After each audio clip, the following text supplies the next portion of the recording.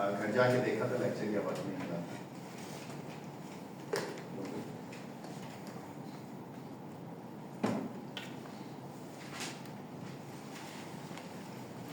घर जाके देखा था लेक्चर या नहीं? कोई सवाल नहीं, सब क्लियर है। चल, अगर आपको याद हो तो लास्ट टाइम हम कैलकुलस ऑफ वेरिएशन कर रहे थे, और कैलकुलस ऑफ वेरिएशन जो है वो कैलकुलस ऑफ वेरिएशन ये है कि मैंने आपसे कहा था कि हम एक फंक्शन लेंगे और उस फंक्शन में आज से पहले जो हमने न्यूटोनियन मैकेनिक्स पढ़ी थी उसके अंदर हम किसी पैरामीटर को लगेगा, इस दफा हम फंक्शन जो डिपेंड करेगा किसी वेरिएबल के ऊपर, और उसकी मैंने आपको मिसाल दी थी। मैंने कहा था कि अगर एक फर्ज कीजिए आपके पास कोई से दो पॉइंट हैं, लेट्स से x1 और x, और यहाँ पर कोई आर्बिट्ररी फंक्शन है जैसा भी है, वो मैंने कहा था कि वो जो फंक्शन है वो वेरिएबल है y का, और y फंक्शन है x का, y प्राइम ऑफ x का, और इसमें x जो है वो इंडिपेंडेंट वेरिएबल है, where y prime represents dy by dx। मैंने कहा था कि अगर इसके अंदर हम एक पैरामीटर इंट्रोड्यूस करें, पैरामीटर कौन सा मैंने कहा था? मैंने कहा था कि वो एक पैरामीटर इंट्रोड्यूस करेंगे हम y में कि y x का तो फंक्शन है, साथ में एक पैरामीटर का भी फंक्शन है जो उसको फर्ज कीजिए इस रास्ते से हटाता है, और मैंने कहा था कि y f हम लिखेंगे एक इंटीग्रल होगा j, और मैंने कहा था कि इनिशियल पॉइंट x1 और x2 से जो कि फिक्स थे उसमें एक फंक्शन डिफाइन किया x का और एक पैरामीटर अल्फा का। Sorry, f is a function of लिखा f is a function of y, now y is a function of x and alpha, where alpha is a parameter। इसकी मैं physics मैंने last time आपको बताया कि मैंने कहा y प्राइम फंक्शन है x का और अल्फा का, और इंडिपेंडेंट वेरिएबल अभी x है, और जो इंडिपेंडेंट वेरिएबल है उसके हिसाब से ये इंटीग्रल है। अगर इंडिपेंडेंट वेरिएबल का नाम z होता तो यहाँ z आता, तो यहाँ भी z आ जाता। मैंने कहा था कि हम एक j को इस तरह फाइंड आउट करेंगे कि हम कहेंगे कि एक्सट्रीमाइज करेंगे इस फंक्शनल को, और इसलिए मैंने कहा था कि ये j जो है ये फंक्शन ऑफ अल्फा है। क्यों? क्योंकि x इंटीग्रेट हो गया है, x खत्म हो चुका है इस इंटीग्रेशन में, तो ये सिर्फ और सिर्फ एक पैरामीटर का फंक्शन है जो कि अल्फा है, जो इसको उसके मखसूस पाथ से मिलाता है। तो मैंने कहा था कि हम कैलकुलेट करेंगे dj by d alpha in first order alpha, और इसको क्या होना चाहिए था? क्या होना चाहिए? 0 के बराबर। और यही वो कंडीशन थी जिसको मैं कहता था एक्सट्रीमाइज करने की कंडीशन थी, स्टेशनरी कंडीशन थी। तो अगर ये dj by d अल्फा 0 है, हम फिजिक्स में इंस्टेड ऑफ एक्सट्रीमाइज मैक्सिमाइज लफ्ज यूज करने के हमने देखा था कि हमारे लिए फिजिक्स में मोस्ट ऑफ द टाइम में हम मिनिमाइजेशन की बात करते हैं। तो हम ये कहते हैं कि हम इस फंक्शन जो अल्फा का फंक्शन है इसको मिनिमाइज करते हैं। मैंने कहा था मिनिमाइज, ये एक इसमें x1 और x2 जो थे ये फिक्स थे, ये एक नेसेसरी कंडीशन थी, सफिशिएंट कंडीशन नहीं थी, क्योंकि हम मान के चलते थे कि dj by d alpha is minimized, we might minimize this integral j, लेकिन एक्चुअल मिनिमम और मैक्सिमम निकालने के लिए चूंकि हमें डबल डेरिवेटिव निकालना पड़ता था, तो हमें नहीं पता कि डबल डेरिवेटिव कैसे बिहेव करेगा, इसलिए मैंने कहा था better to use the word extremise, जिसमें दोनों कंडीशन आ जाती है। फिर इसको लेके हम चले थे और हमने एक इक्वेशन बनाई थी जिसे हम कहते थे ऑयलर लैग्रांज इक्वेशन। याद है आपको कैसे हमने ऑयलर लैग्रांज इक्वेशन बनाई थी? हमने कहा था कि ये जो y है, y x और अल्फा है, ये इस तरह की चीज है कि y x of alpha, sorry y is a function of x and a parameter alpha, और ये अल्फा फंक्शन ऑफ x नहीं है, ये alpha through out the path मैंने कहा चेंज नहीं होता। अल्फा एक पैरामीटर है जो खुद किसी चीज का फंक्शन नहीं है। This is equal to y of x and 0 plus alpha times eta of x। तो अब आपको पता चला कि अल्फा ईटा x जो है वो, यानी अगर मैं इसका आसान ज़बान में समझने के लिए अगर आप देखें तो तो अगर मैं अल्फा को 0 पुट करता हूं तो मैं उसी रास्ते पे हूंगा जो एक्चुअल जिसको मैं समझ रहा था कि ये सही रास्ता। मैंने क्या किया, मैंने देखने के लिए क्या आया कि यही रास्ता था जो जिस पे ये फंक्शन मिनिमाइज था, मैंने उसको उसमें स्मॉल चेंज की। तो उस चेंज में उस पैरामीटर के हिसाब से डिफरेंशिएट करते हैं। अगर वो फर्स्ट ऑर्डर इन अल्फा में इंडिपेंडेंट ऑफ अल्फा हो जाए तो हम कहेंगे कि ये मिनिमाइजेशन या एक्सट्रीमाइजेशन कंडीशन है। मैंने ये कहा था इसमें ईटा की खूबसूरती ये है कि eta is fixed at the end points. Fixed at the end points का मतलब क्या है? 0। ना तो पार्टिकल इधर, ये मैंने कहा कि कोई स्मॉल चेंज है जैसे अल्फा ईटा एक्स, इसमें ये पॉइंट और ये पॉइंट फिक्स्ड हैं और यहां पर ईटा भी फिक्स्ड है। ईटा की वैल्यू नॉन जीरो है x1 पे भी, ईटा की वैल्यू 0 है x1 पे भी और x2 पे भी। यानी हम जिस मर्जी रास्ते से जाएं आखिर में हम वहीं पहुंचेंगे और आखिर में कोई तब्दीली नहीं होगी एंड पॉइंट्स के ऊपर। In between the two points we have the variation but at the end points the variation is 0। इसका मतलब यह है कि इसको यूज किया था हमने और हमने एक इक्वेशन फाइंड आउट की थी जिसे हम यानी इसको j को यहां रखा था। हमने कहा था कि let's calculate dj by d, क्या किया था अल्फा कैलकुलेट किया था हमने, उसको 0 के बराबर पुट किया था। तो हमने एक इक्वेशन बनाई थी जो कि क्या थी, वो थी मुझे बताइएगा अगर मैंने गलत लिखी, df by dy minus d by dx of df over dy prime is equal to 0। और इसको हमने कहा था this is known as Euler's. इसको हम फिर हमने इसकी एक एप्लीकेशन भी की थी। मैंने कहा था कि कुछ और एप्लीकेशन मैं आपको कराऊंगा इसकी, और फिर इसको हम कुछ और कंडीशंस के साथ इसी इक्वेशन को दोबारा देखेंगे। इसमें y क्या है? डिपेंडेंट वेरिएबल है और y फंक्शन है। यानी ये इक्वेशन में अगर इसको याद रखना हो, किसी भी वेरिएबल के लिए लिखनी हो तो देखें कैसे लिखेंगे। यहां पर आएगा वो फंक्शन जो डिपेंडेंट वेरिएबल का फंक्शन है, यहां y फंक्शन ऑफ x है। यहां पर डेरिवेटिव आएगा जो इंडिपेंडेंट वेरिएबल है उसके हिसाब से, और वापस यहां पर फंक्शन होगा y प्राइम के हिसाब से। y आपको पता है, y प्राइम आपको मैंने बताया था कि y prime is y prime of x and alpha is basically जो मर्जी होगा dy by, या चलिए छोड़ें क्या कॉम्प्लिकेट करना है। y prime of x defines is defined as dy by dx। क्या मैंने कहा, x इंडिपेंडेंट वेरिएबल है उसके हिसाब से डिफरेंशियल होगा किसका, df by dy प्राइम का माइनस dy माइनस जिधर मर्जी लिखें, इसके साथ माइनस लिखें, इसको प्लस कर दें। बाज़ औक़ात ये इक्वेशन ऐसे भी लिखी जाती है जो ज्यादा आसानी से याद रह जाती है, dy by dx df by dy prime minus df by dy। दोनों माइनस साइन कॉमन लेने से कोई फर्क नहीं पड़ेगा, कोई पे कोई राइट हैंड साइड पर 0 है। थोड़ी देर के लिए अगर आपने इसको मेमोराइज करना है तो ऐसे मेमोराइज कीजिए। y प्राइम क्या है? y prime is y over x, है ना, सम होल स्मॉल चेंजेस है dy by dx। इधर भी dy by dx है, तो अगर आप देखा जाए तो ये dy by dx के जो भी डायमेंशंस थे वो खत्म हो रहे थे यहां से। तो जो इक्वेशन है अगर डायमेंशन देखे जाए तो df by dy के जो डायमेंशन है वो भी इस टर्म के भी डायमेंशन है।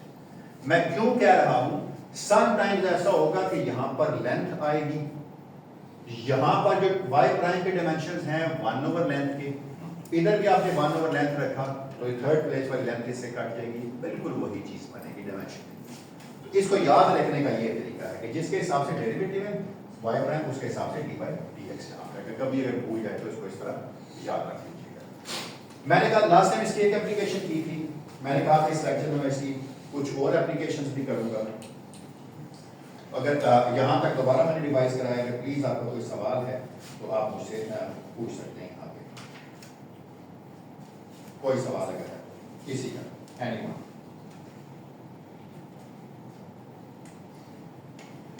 अच्छा चले, फिर हमने ये साबित किया था कि अगर एक वायर पे एक बीड को रखें तो हम ये समझते थे कि वो सीधे, अगर वो बिल्कुल स्ट्रेट वायर होगी तो पार्टिकल को कम से कम टाइम लगेगा अपनी टॉप पोजीशन से बॉटम पोजीशन पे आने के लिए, under the action of a gravity, और कोई फोर्स नहीं, कोई फ्रिक्शन नहीं है, सिर्फ और सिर्फ ग्रेविटी। हमें लगता था हम छोड़ेंगे तो सीधे रास्ते से आएगा, लेकिन हमने देखा जब पाथ की इक्वेशन निकाली थी तो हमने कहा instead of straight line it is a cycloid. तो एक्चुअली समझ लीजिए एक बैंड है, और हमें फिजिक्स भी ये बताती है कि बैंड होगा तो चेंज इन स्लोप में स्लोप बैंड में ज्यादा चेंज होती है और स्ट्रेट लाइन में स्लोप सेम है, इसलिए वो बैंडिंग में आने की वजह से ज्यादा जल्दी पहुंचेगा। जब निकाल के भी हमने देखा तो देखा कि नहीं, बिल्कुल वो स्ट्रेट लाइन की इक्वेशन नहीं बनती, बल्कि वो इक्वेशन बनती है एक साइक्लॉइड। वो मैं लास्ट टाइम कर चुका। मैंने कहा था आज के लेक्चर में मैं एक और चीज कैलकुलेट करूंगा और फिर इसकी दूसरी चीज आपको असाइनमेंट दूंगा करने के लिए। फर्ज कीजिए ये x है, सॉरी ये x एक्सिस है, ये y एक्सिस और ये z एक्सिस। आज हम जो चीज करने जा रहे हैं वो है, मैं पहले उसकी शेप बना देता हूँ ताकि इसकी, क्योंकि शेप बनाना जो है ना वो थोड़ा सा मेरे लिए मुश्किल होती है, शेप बनाने में। ऐसे करके बना लेते हैं।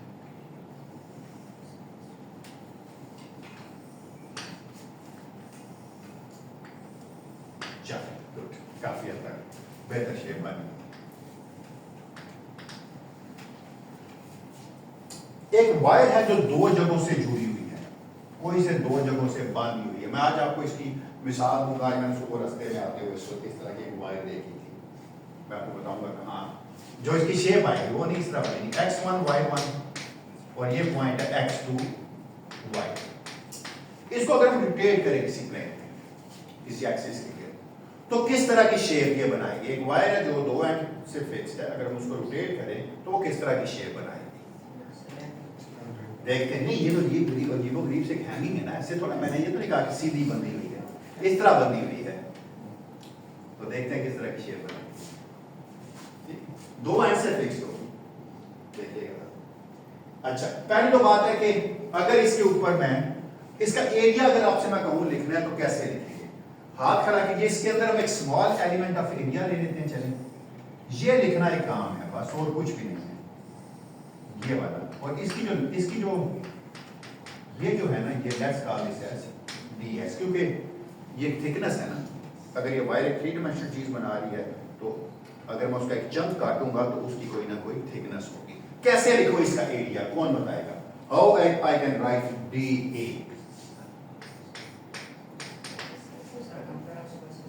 सर्कल का एरिया या सर्कल का सर्कमफ्रेंस। क्यों? अगर देखा जाए तो ये सर्कल ही है, नजर में आता, लेकिन है तो सर्कल का ही। इनटू, अच्छा 2 पाई x, क्यों? क्योंकि ये जो रेडियस है, ये जो रोटेशन हो रही है ये लॉन्ग, ये जो सर्कमफ्रेंस है x एक्सिस के साथ है, इनटू dy तो नहीं, ds, x y प्लेन में है ना, तो शाबाश ds, वैल्यू ds किसके बराबर होगा x y plane? XY plane में डिस्टेंस बिटवीन टू पॉइंट्स कैसे लिखा जाता है? आपको पता है ds किसके? ds का स्क्वायर, कोई से दो पॉइंट होते तो आप निकालते dx का स्क्वायर प्लस dy का स्क्वायर। थ्री डायमेंशन होती तो क्या हो जाता? dx का स्क्वायर प्लस dy का स्क्वायर प्लस dz का स्क्वायर। तो अगर यहां से आप ds निकालें तो क्या बन गया? dx का स्क्वायर कॉमन में ले लूंगा, फिर dx आ गया, भाई अंदर क्या आ गया? 1 प्लस dy ओवर dx का स्क्वायर। हाँ हाँ, जो भी फिक्स ना, तो ऐसे देखते हैं क्या कैलकुलेट करें पहले इसको। अजीब सी शेप मैंने बनाई, उसका मैंने कहा मैं area of revolution calculate, area of revolution. तो मैंने area of revolution he calculate करा। देखिए ए क्या आ गया? तो ds किसके इक्वल आ गया? ds is dx into square होगा 1 plus y prime. Independent variable कौन सा है? x। डिपेंडेंट वेरिएबल कौन सा है? y क्या है? Function of x। तो आयलर्स इक्वेशन यूज की जा सकती है ना। इसका मतलब है अगर आप dA लिखेंगे तो dA किसके इक्वल आ जाएगा आपके पास? dA is 2 pi x dx into 1 plus y prime का स्क्वायर। किसी का कोई सवाल हो यहाँ पर?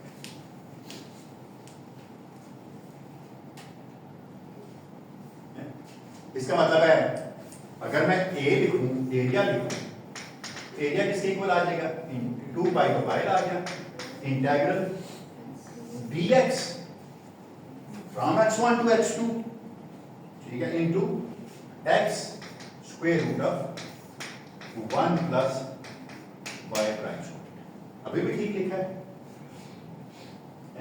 अभी भी ठीक लिखा है, कुछ गलत नहीं लिखा। अगर आप इसको इससे कंपेयर करें तो j की जगह a आ गया और f, ये सारी चीज एक फंक्शन बन गया। इसका मतलब है अब अगर मुझे किसी चीज को मिनिमाइज करना है, एक्सट्रीमाइज करना है, जो भी आप कह रहे हैं, ये f है जिसके लिए मुझे आयलर लेग्रांज इक्वेशन यूज करनी है, जिसके लिए आयलर्स इक्वेशन यूज करनी है। तो इसका मतलब है मेरे पास f क्या है, my f is x into under root 1 plus y prime square. Problem की स्टेटमेंट देखने क्या है ताकि अब आपको पता चले हम कैलकुलेट क्या करने जा रहे हैं। कहते हैं consider the surface generated by revolving a line connecting two fixed points about an axis coplanar with the 2 points. Coplanar का मतलब उसी प्लेन में लाई करता है।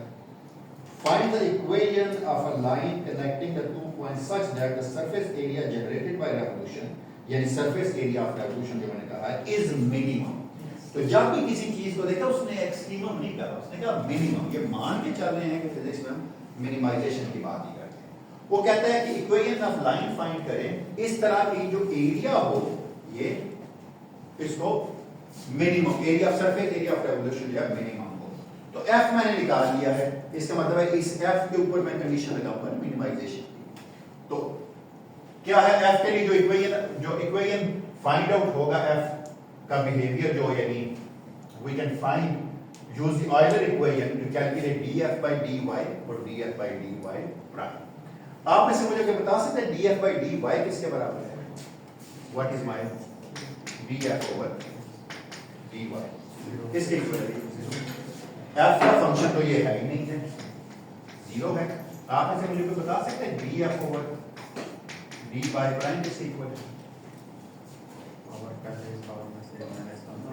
चलो x into 1 over 2 1 plus y prime का square to the power minus 1 over 2 और 2y।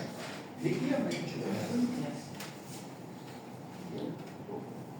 ये और ये काट गया, आंसर आ गया x y prime over under root 1 plus y prime square. ठीक है, मैंने एरिया ऑफ रेवोल्यूशन को मिनिमाइज करना है, किस पे कंडीशन निकलेगी? f पे निकलेगी। उसी f को मैं f के ऊपर मैं ऑयलर्स इक्वेशन यूज कर रहा हूं। देखिएगा जरा क्या जवाब आता है इसका।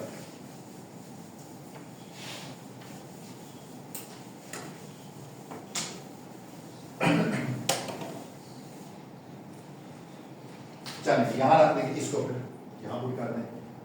ये तो जीरो हो गया, तो इसका मतलब है जो जवाब आ गया वो आ गया।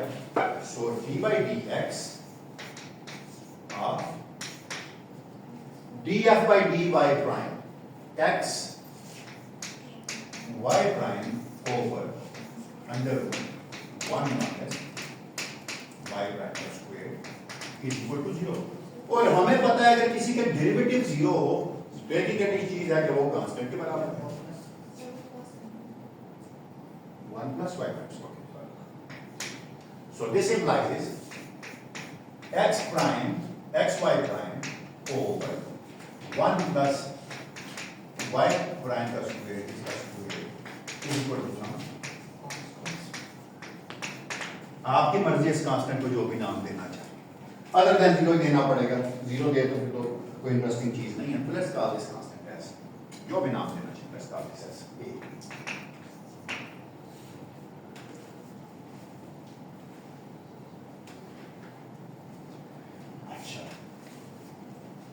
तो यहां से मुझे क्या निकालना होता था? y निकालना था as a function of x, है ना? अगर वो लीनियर इक्वेशन हो तो इक्वेशन ऑफ लाइन बन सकती है वहां से। तो y मुझे निकालना है, कैसे निकालूंगा?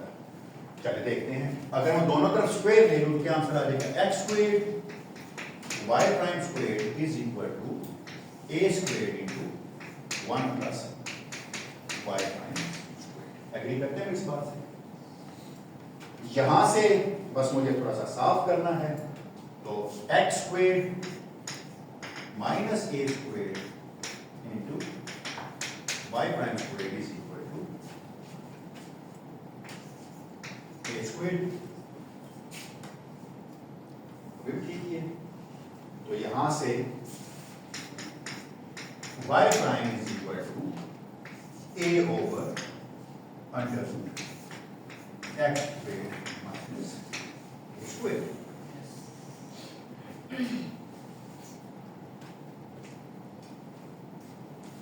अच्छा, ये किसके बराबर है? Y prime. मुझे वाई निकालना है, तो मिनिमाइजेशन से जो निकलती है चीज, मैंने क्या कहा था, वो वाई निकलता है। वाई क्या आता है? एक function instead of a parameter. Y is a function of x निकलेगा। तो देखिएगा जरा, d Y prime d y over d x is equal to a over x square minus a square इसका square. So this implies y is equal to integral of a over x square minus a square इसका square root plus some constant। ठीक है ना? क्योंकि मुझे limits नहीं पता, मैंने लिमिट्स लगाई नहीं। लिमिट्स पता होती तो कांस्टेंट ऑफ इंटीग्रेशन फाइंड कर सकते हैं। अब ये इंटीग्रल सॉल्व करना है आपने। आप में से मुझे को बताएगा मैं इस इंटीग्रल को कैसे सॉल्व कर सकता हूँ? साइन थीटा से साइन थीटा नहीं चलेगा। हाँ, जब माइनस साइन और कोसाइन के अलावा होता है तो हाइपरबोलिक। बिल्कुल ठीक है, चलिए। अगर तो 1 माइनस यानी ए स्क्वायर माइनस एक्स स्क्वायर होता तो मैं आपकी बात मानता, मैं ए साइन थीटा ए कोसाइन थीटा ए। चलो, तो कौन बताएगा फिर कैसे सॉल्व करूं इस इंटीग्रल को? चलिए,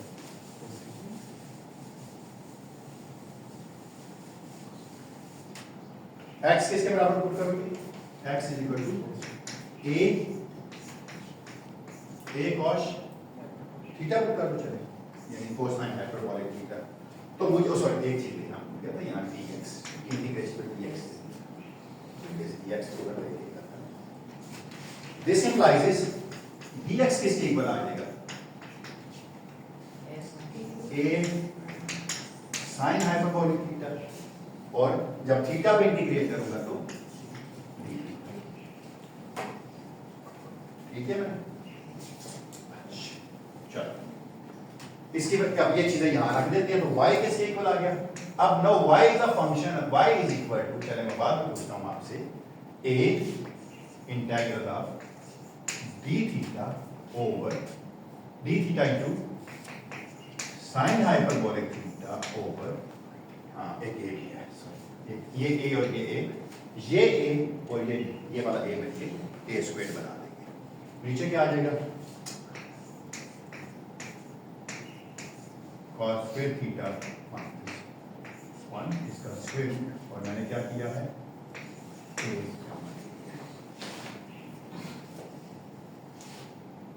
ठीक है, अच्छा, ये a और ये a तो कट गए।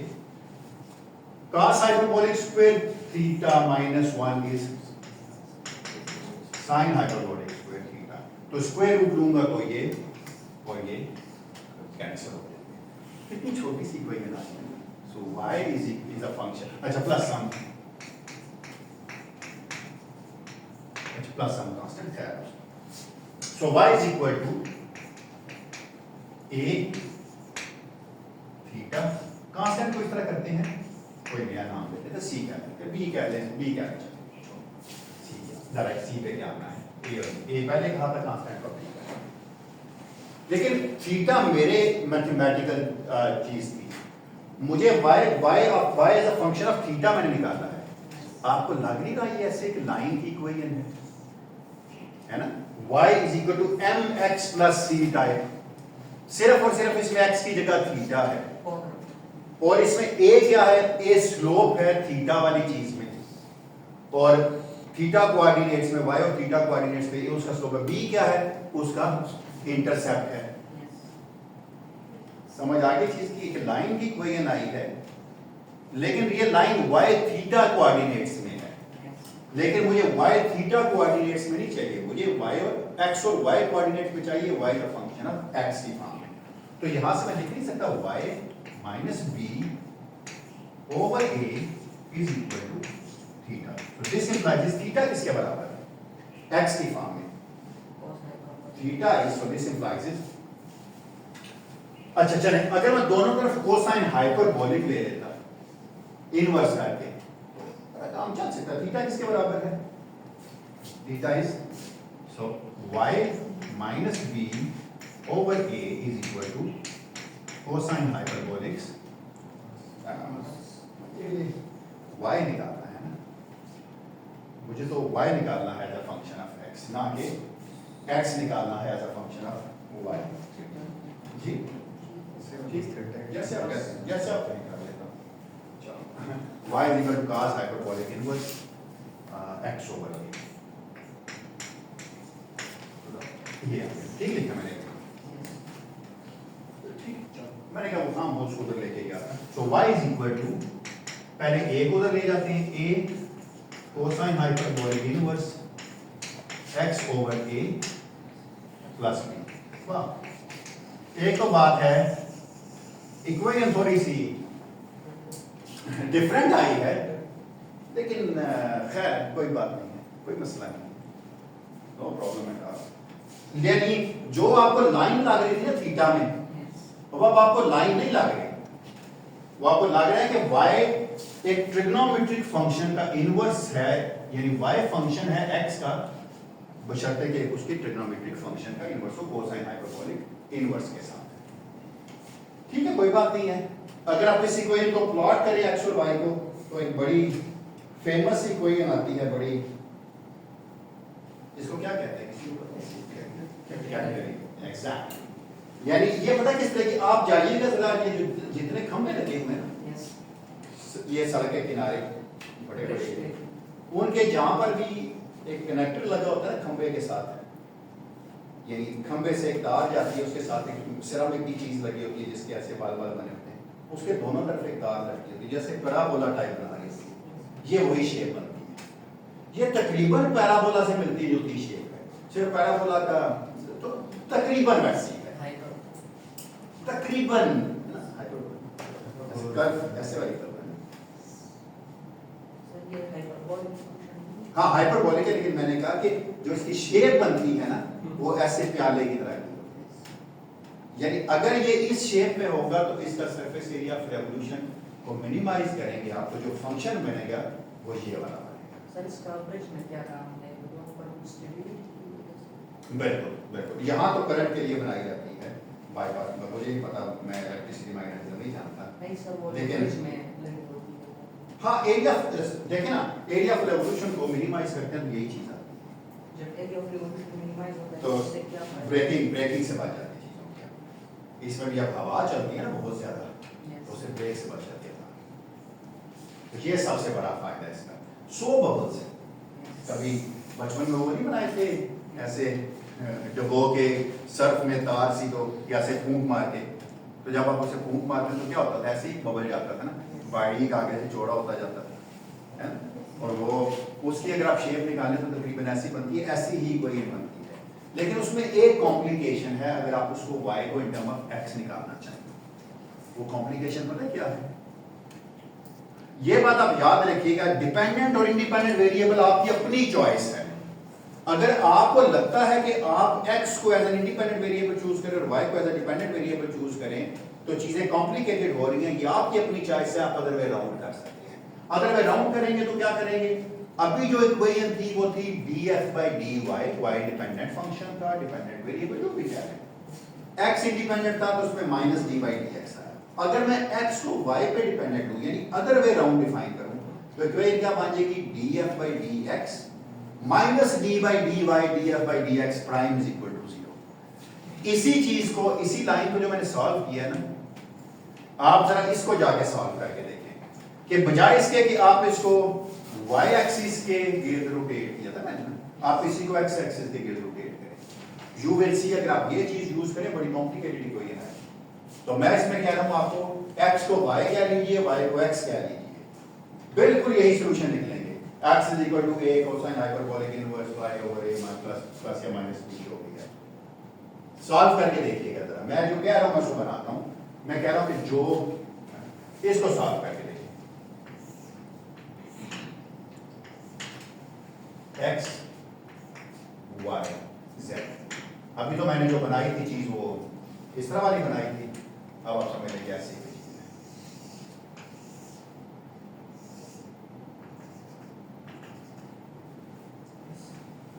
अब आपने रिवॉल्व किसके लिए दूसरा है, अब आपका फंक्शन किसका होगा, y का, है ना।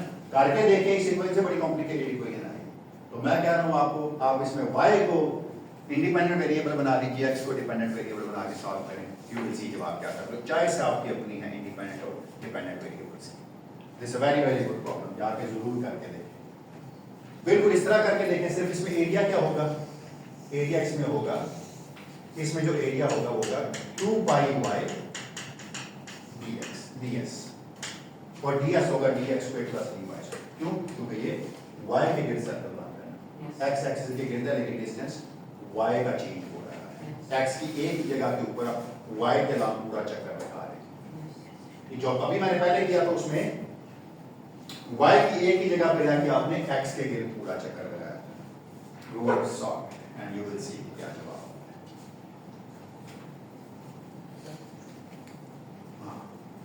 बस ये ऐसी ही मानी से पैराबोला, लेकिन वो उतना गहरा नहीं है। मैं से इसको जिन लोगों को इंटरेस्ट है ना, वो a को बहुत बड़ा मान लें और cos हाइपरबोलिक इनवर्स पर की सीरीज खोल के देखें जरा क्या जवाब आता है। फर्स्ट ऑर्डर में किस तरह की टर्म आती है जरा देखिएगा। शायद x कैंसिल हो जाए तो फर्स्ट ऑर्डर में x स्क्वायर ही हो। अगर फर्स्ट ऑर्डर में x स्क्वायर होगी तो फिर लगेगा कि पैराबोला की तरह ही। इसलिए मैं कह रहा था कि इसको आप करके देखने से ही पता चलेगा। सर ये हम एक तरह से दूसरे पर स्प्रेड करते हैं। हाँ बिल्कुल, फंक्शन कैलकुलेट किया, जो एरिया ऑफ रेवोल्यूशन को अगर मिनिमाइज करेंगे तो जो y होना चाहिए as a function of x उसकी फॉर्म ये होनी चाहिए बस। एरिया से करते हैं। हाँ, एरिया ऑफ रेवोल्यूशन मिनिमाइज करना है, यही तो था कि वायर है उसको अगर आपने इंटीग्रेट किया तो एरिया ऑफ रेवोल्यूशन मिनिमाइज करना है, वो वायर जो 2 पॉइंट से फिक्स है बस। That's x1 y1 x2 y2 जिस तरह मर्जी फिक्स कर आप जितनी मर्जी।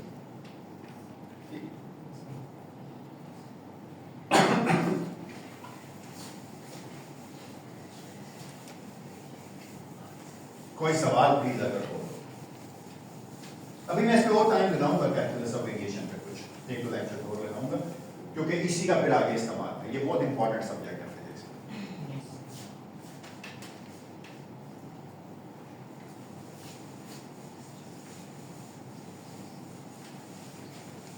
प्लीज इसके सिर्फ ये इस चीज के लिए आपको पता है क्या आपकी स्ट्रेंथ होनी चाहिए, सिर्फ डिफरेंशिएशन और इंटीग्रेशन बस। अगर आपको ये दो चीजें आती हैं, पेपर में आपको सारे यूजफुल फार्मूलाज दिए होंगे, उसमें आपको कोई फिगर वाली बात नहीं। ऐसा नहीं होगा कि आपको वहां लंबी थोड़ी कोई इंटीग्रेशन करनी पड़े, यूजफुल फार्मूलाज दिए होंगे पेपर में, उन्हीं को यूज करके आप अपनी मर्जी से उनमें कुछ टर्म्स को इधर उधर करके अपना जवाब दिया।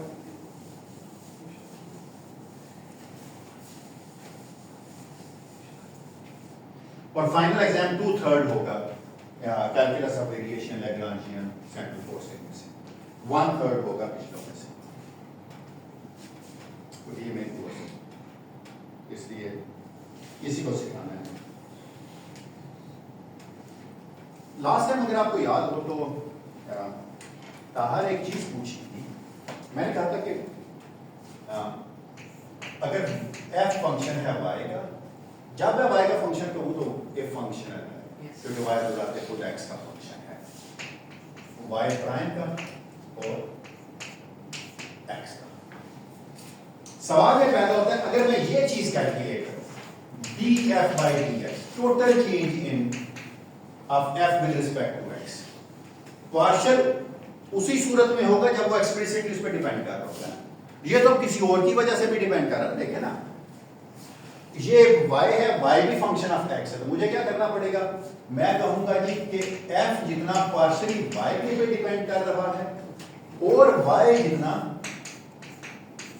x पे डिपेंड कर रहा है, y वो चीज यानी df by d partial f by partial y into dy by dx, change in y with respect to x के साथ मुझे मल्टीप्लाई करना पड़ा है इसका पार्शियल डेरिवेटिव लेके, फिर मुझे क्या करना पड़ेगा, plus df over dy prime into dy prime by dx, plus अब ये चीज जो है ना df over dx, partial f और पार्शियल x में बोलने में नहीं होता, उसको लिख सही रहा, तो this is partial f by partial x। अगर ये एक्सप्लिसिटली x पे डिपेंड ना कर रहा होता तो ये टर्म जीरो। गुड, क्या आप में से मुझे ये क्या लिखा हुआ चाहिए, थोड़ा सा साफ कर लेते हैं। So this is equal to df over partial f over partial y prime plus partial f over partial y prime, partial f over partial y prime into y double prime plus partial f over partial x। ठीक लिखा मैंने, ठीक है। अच्छा जरा इस चीज को देखिए, आप में से कितने लोग मेरे साथ एग्री करते हैं कि dy dx अगर मैं इस चीज का लूं, थोड़ा सा मैनिपुलेट करना है, कोई df over dy prime,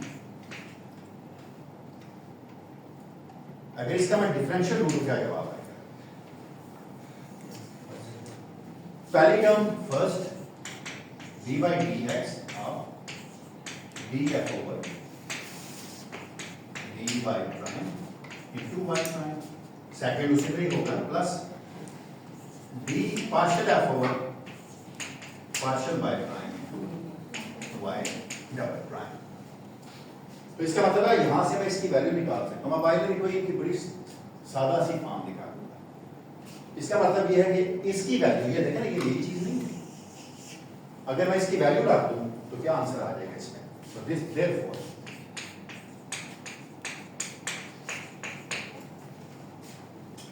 df over dx is equal to df into d partial f over, मुझे पार्शियल कहने की आदत डालनी चाहिए, partial f over partial y prime plus इसकी जगह मैं क्या रखूंगा, इसको इधर ही रहने देता हूं, इसको उठा के दूसरी तरफ लेता हूं। आप में से कितने लोग मेरे से एग्री करते हैं कि मैं इसको ये लिख सकता हूं, plus d by dx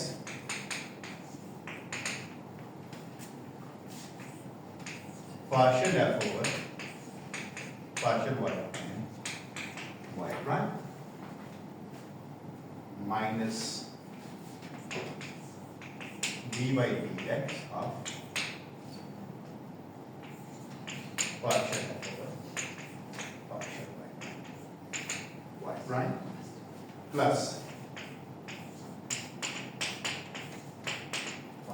partial x।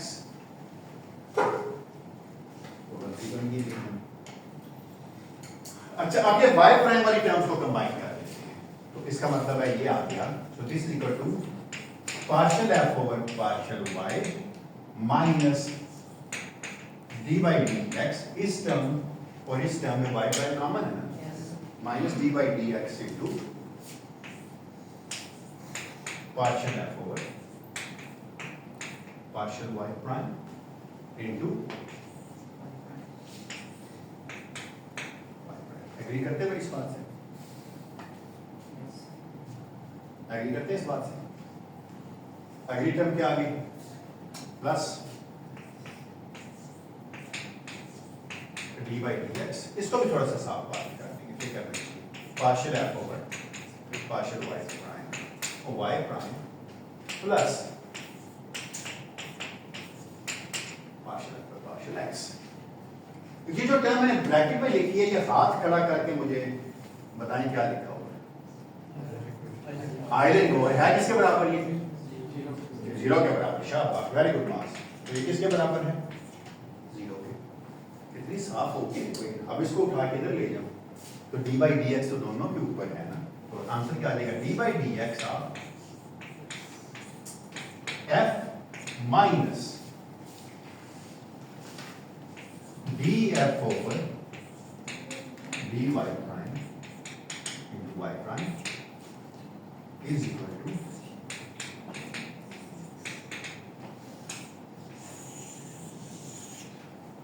ये वैसी आइलर इक्वेशन है जैसी पहले की, लेकिन उससे देखने में जरा मुख्तलिफ है, लेकिन ज्यादा ये भी किसी जगह पे यूजफुल होगी। जरा मान के चलते हैं कि f जो है ना वो एक्सप्लिसिटली x पे डिपेंड नहीं करता, यानी f फंक्शन है y का और y प्राइम पे, लेकिन x का फंक्शन नहीं है।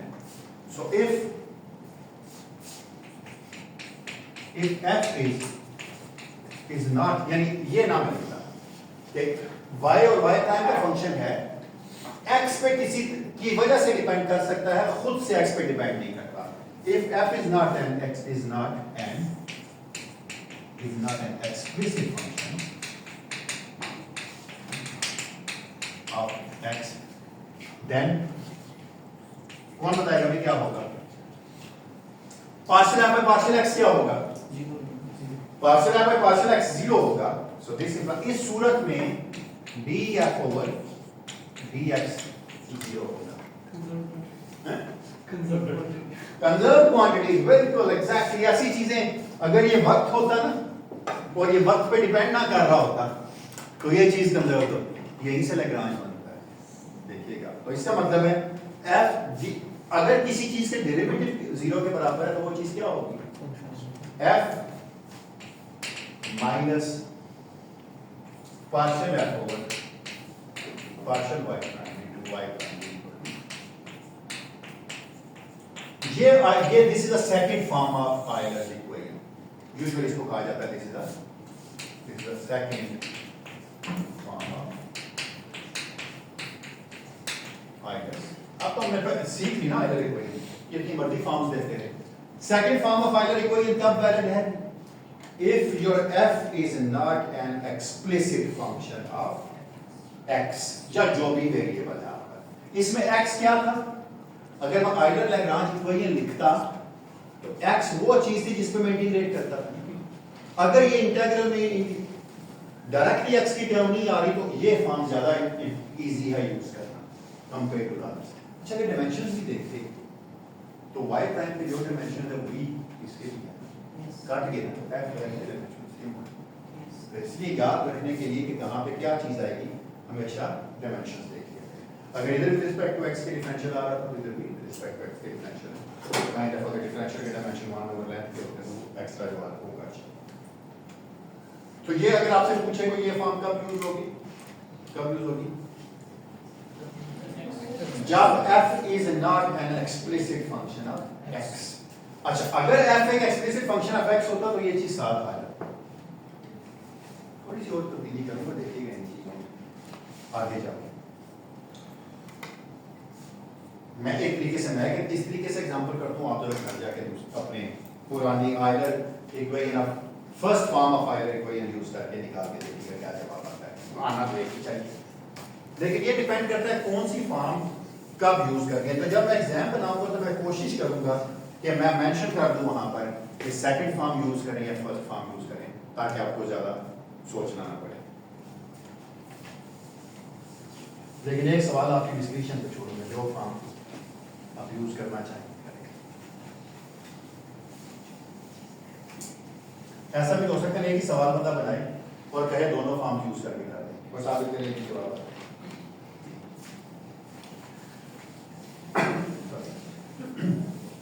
कोई सवाल यहां तक तो प्लीज, कोई सवाल यहां तक है, किसी का कोई क्वेश्चन हो।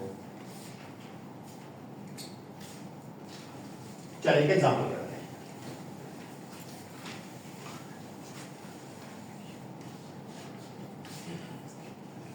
अच्छा, ये जो एग्जाम्पल है ना, ये बहुत फेवरेट उनकी थी जो जनरल रिलेटिविटी पढ़ते हैं।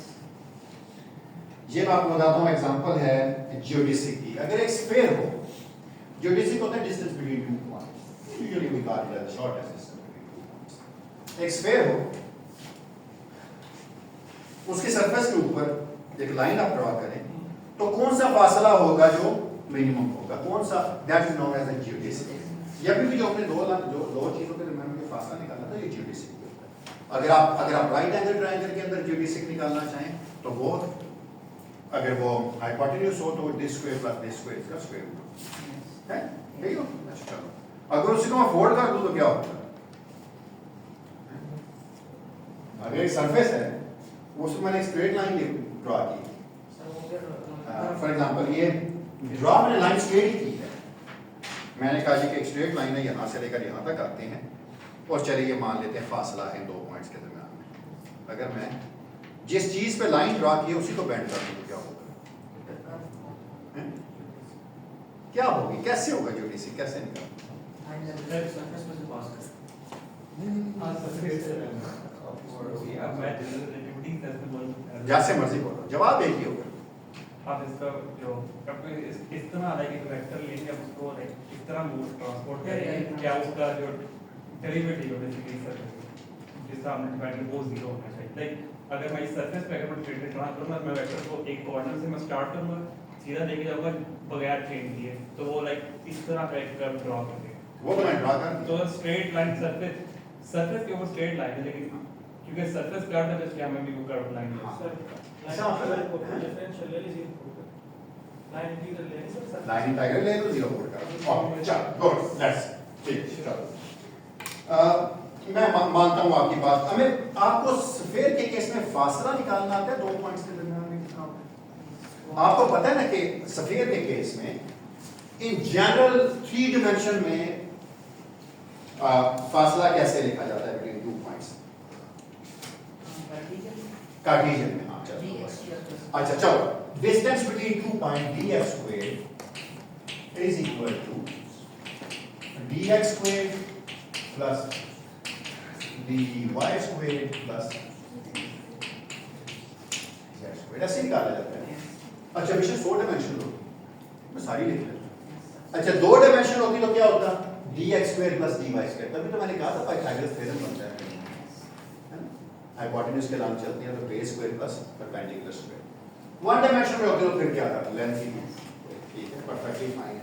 अच्छा मैंने स्फीयर का केस निकालना है, आपको पता है स्फीयर के केस में x किसके इक्वल होता है? x इज,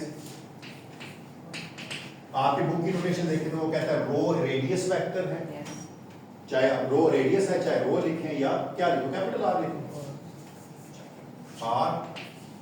अच्छा आपको पता है स्फेरिकल कोऑर्डिनेट्स आपने पढ़ लिया, मैं इसको डिराइव नहीं करूंगा क्योंकि आपने बहुत दफा एमएमपी में भी ये चीज की होगी, लेकिन थोड़ी सी मैं आपको इसकी इंट्यूशन दे देता हूं कि वो क्या है। अगर आप ये मान के चलें कि ये x है, ये y है और ये z, जब भी चलना है कंटिन्यूसली चलना है, इधर से चलना है तो x y z जैसे हम डिफाइन करें।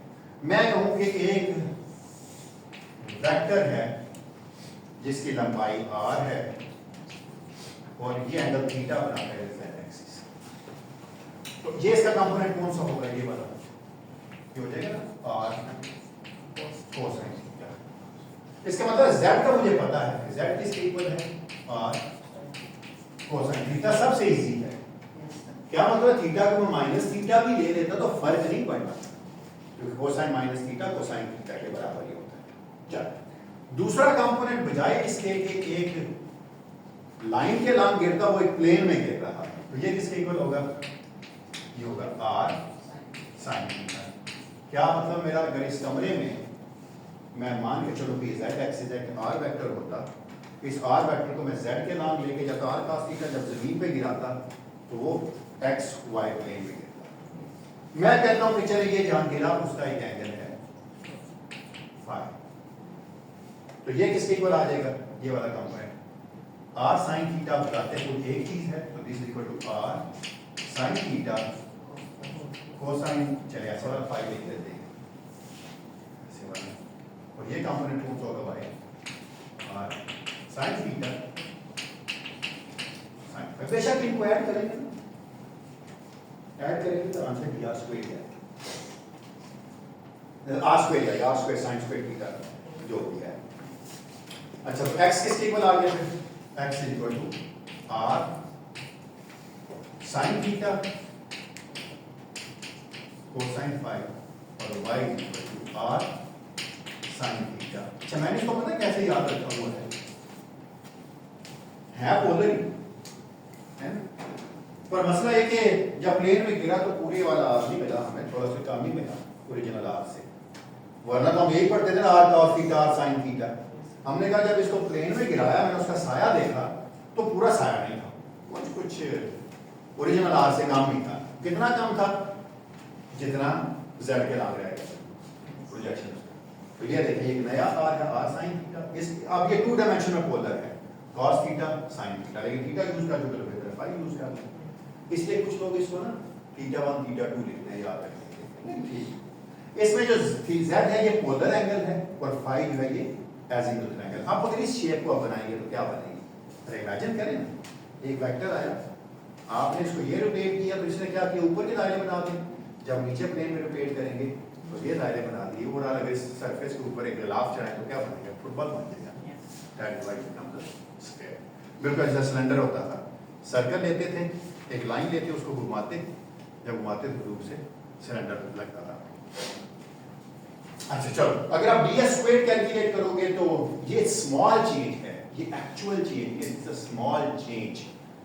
मेरे पास टाइम नहीं है ना मैं कैलकुलेट करूंगा। इन जनरल ds किसके इक्वल आता है? ds square. कोई बता सकता है मुझे? आप यकीन करें मैं डायमेंशनली भी लिख सकता हूं। इट इज इक्वल टू, हाँ चलो क्या होगा? dr 0 है, dr 0 है।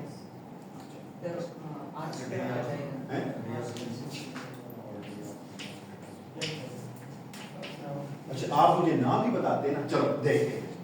यहां मैं लिखता हूं d थीटा स्क्वायर टू, एक कोऑर्डिनेट अब r है, एक कोऑर्डिनेट थीटा है और एक कोऑर्डिनेट फाई है ना। देखिएगा याद रखने के लिए जरा देखिए कितना आसान है। इसके डायमेंशन तो लेंथ स्क्वायर के हैं ना, यहां तो एंगल के लेंथ स्क्वायर के डायमेंशन होने चाहिए थे ना। और आपने पढ़ा मैंने s equal to r theta होता है, s equal to r theta पढ़ा हुआ है ना आपने। तो इसका मतलब है यहां एक r स्क्वायर हो जाता तो डायमेंशन बैलेंस हो जाते।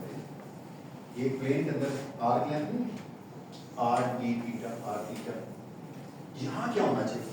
r स्क्वायर तो होना ही चाहिए, पर यार ये भी तो लेके पड़ चला हुआ नहीं। मैंने क्या कहा था? इस जगह पे जब आया तो r छोटा हो गया था। किससे छोटा हो गया था? r sin थीटा से। तो this becomes r sin square. बिल्कुल सही होगा, इसमें कोई जरूरत नहीं। अब हमने देखा कितना आसान है लिखना, dr स्क्वायर r में चेंज d थीटा वाली। क्यों? अगर आप इसको कर्व को बनाते हैं और एक छोटी सी r लेते तो r लेंथ कितनी होती है? कैसे equal to r theta, small ds prime क्या हो जाती है? नहीं जैसे मर्जी बना लेना, वो तो फर्क नहीं पड़ता। मैं कह रहा हूँ कि आप जिस तरह मर्जी घुमा लें, इसीलिए तो मैंने कहा थीटा को, इसीलिए कहा मैंने थीटा को माइनस थीटा रखेंगे तो कोई फर्क नहीं। अच्छा क्या हुआ जी फिर? तो अगर स्मॉल एलिमेंट ले लेते यहाँ पर तो r थीटा बनती ना, r थीटा अगर वो थीटा बहुत छोटा हो तो r d थीटा हो जाएगा। तो ये देखिए ये वाली स्क्वायर था उसका r d थीटा स्क्वायर। इस जगह पे जो r लेंथ होती है वो क्या होती है? वो पूरा r ना होती है, r sin थीटा होता है। r sin theta d phi सारे का स्क्वायर। तो ये देखें r square sin square theta d phi square. इतना आसान है यार। सिलेंडर के केस में तो सब आप सर उसको यूं कर, इन बस आसानी से समझ आती है बच्चों को। मतलब यूं बस ऑन द यूं बनाया है इसको सी एस के प्लेन में, ताकि वो r थीटा बन जाए, फिर वो प्रोजेक्शन बन गई। r के ऊपर से कर्व पे जाना चाहिए। हाँ नहीं मैं ये कह रहा हूँ कि जो भी होगा आपके पास, आप जो स्मॉल आर्क लेंथ बनेगी जैसे मर्जी बना ले, आपके अपनी चॉइस है। S equal to r। मेरे कहने का मतलब जो d थीटा के चेंज करने से जो आर्क लेंथ आ जाएगी वो r d थीटा आएगी। जो d फाई के चेंज करने से आनी चाहिए तो वो r d फाई आनी चाहिए थी, अगर r उसकी लेंथ होती। लेकिन उसकी लेंथ r नहीं है, उसकी लेंथ r sin थीटा है। ये मतलब क्या है? r लेंथ छोटी छोटी। ऐसे क्या था कि मेरे डायग्राम देख कंफ्यूज हो सकते हैं, ऊपर आप इस तरह से अच्छा नहीं, ये तो मैंने प्रिसेशन का बनाया है ना, ये तो मैंने प्रिसेशन बनाया है। मैंने कहा है कि आप z एक्सिस के अलांग जितना मर्जी मूव करते रहें, z एक्सिस के अलांग उसकी जो लेंथ है वो तब्दील नहीं होगी, वो आपके पास थीटा है। ये मैंने कहा, मैंने प्रिसेशन बनाई। मैंने कहा जितनी भी आर्क लेंथ उसकी लेंगे वो r s equal to r theta से याद रखिए। सिलेंडर होता तो क्या करते हैं? आप में से कोई मुझे बता सकता है? इधर तो आता है dr स्क्वायर। सिलेंडर के केस में z में कोई एंगल नहीं होता ना, क्योंकि z के दो पैरेलल होता है ना, तो इधर तो डी जेड स्क्वायर आ जाता, बदलता ये यहाँ क्या आ जाता आर डी थीटा स्क्वायर। बस दैट्स ऑल, जिसकी मर्जी निकाल लें आप, जैसी मर्जी शेप हो इस तरह इस तरीके से निकल आएगी।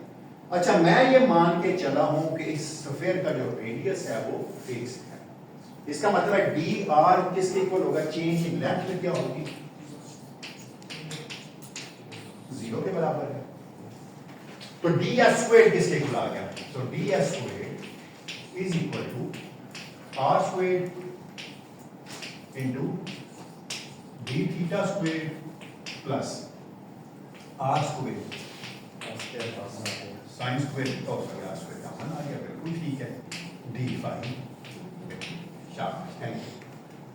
डी एस निकालना है, कैसे निकालो, सो डी एस इज, अच्छा थोड़ा सा साफ कर देते हैं इसको, आर इंटू, अच्छा इसको किसका नाम रखते थे, theta prime plus sine square theta